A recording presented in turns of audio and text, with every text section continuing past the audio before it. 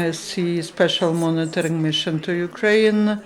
Mr. Alexander Hag, Deputy Chief Monitor of the OSCE Special Monitoring Mission in Ukraine, the floor is yours.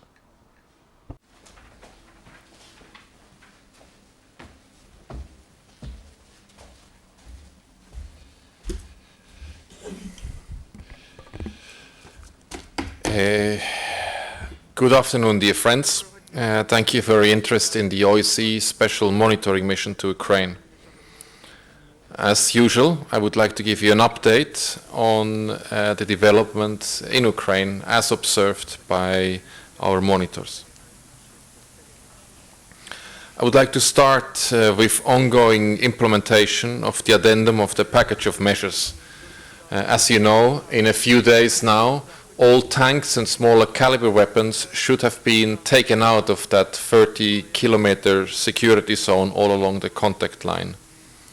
Suffice to say, for the moment, that we have continued to observe the presence of previously recorded weapons at various designated permanent storage sites, and we have been able, in most instances, to check weapons using serial numbers and check them against declared inventories. It is important to note, though, that we have observed many discrepancies, and I would urge the sites to use the last few remaining days now to fully comply with the addendum. The importance of such compliance is underlined by the fact that since the addendum has been signed 5 weeks ago, we have observed a relative calm situation in most areas of the conflict zone. This week, as in previous weeks, most incidents we have observed were related to training or demining activities. A word of caution though, since Sunday, the SMM has noted a significant increase in violence in and around the Donetsk airport, none of which can be attributed to demining or training activity. On Sunday alone, we did in fact record 114 explosions in this specific area. There have been a number of other isolated incidents elsewhere. The area to the northwest of Donetsk city, however, remains the focus of our attention and concern. Although localized, I in particular worry about possible spreading and therefore urge responsible parties to rein in whatever elements are responsible. At this critical juncture, it is important that chain of command is rigorously enforced on both sides of the contact line. Already the violence claimed lives and caused horrific injuries.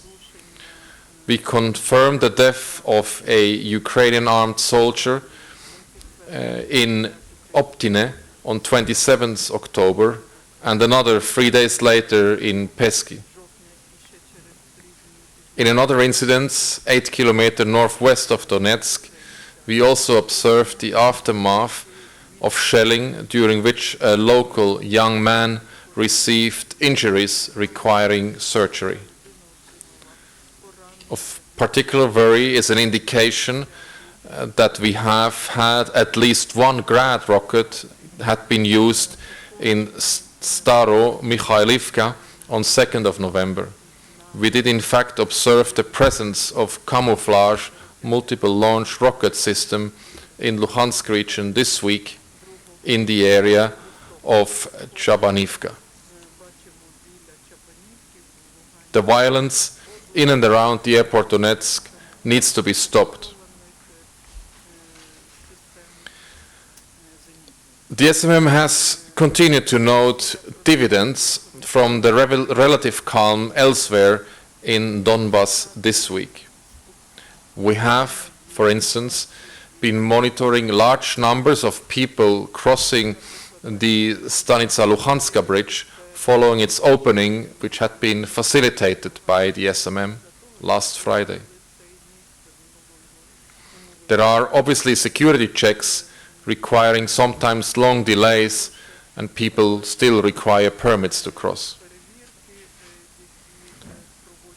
The simple fact of people crossing a bridge may seem mundane, but in a place where families and friends have been cut off for months, where people have been unable to access medical treatment, where normal commercial activities have severely been hampered, where people have been unable to receive their pensions and other entitlements, this opening is of major significance. The SMM has also been facilitating and monitoring repair work to essential infrastructure, particularly in the areas around Luhansk city. All of this represents positive developments, but we are far from normalization. Despite the opening of the Stanica Luhanska bridge, people's ability to move freely is still severely restricted. We see, for example, hundreds of people stuck in queues at the few crossing points along the contact line. We see people, in particular in areas not controlled by the government, relying upon humanitarian assistance. In some instances, either because those in control refuse to allow deliveries or because of logistical impediments, some people are not receiving assistance at all. This week, the danger posed to civilians by mines and unexploded ordnance was particularly evident to the SMM. Almost a quarter of the population of Svatove was forced to temporarily evacuate following explosions at the ammunition depot on the outskirts of the town last Friday. The SMM, on a number of follow-up patrols to the area, noted large amounts of unexploded ordnance scattered in the fields around the depots. Thankfully, the government's response was been swift, and we have noted extensive demining operations in the area. Such a resolute response has not, however, been evident in areas closer to the contact line. Despite commitments under the Minsk Memorandum to remove all mines from the 30-kilometer security zone, we still see evidence of their existence. In one case this week, a man sustained injuries when he triggered a tripwire near Novotroitsky. In another incident, a 62-year-old woman was killed by a tripwire explosion in Berezove. I would like to encourage the sides to fully engage in the work of the Trilateral Contact Group's working group on security issues. This remains the most appropriate framework for mine action. As long as a broader agreement remains elusive, the efforts of brave men and women in the demining teams will, at best, remain limited in effect. Meanwhile, the SMM continues to expand its footprint and extend in reach.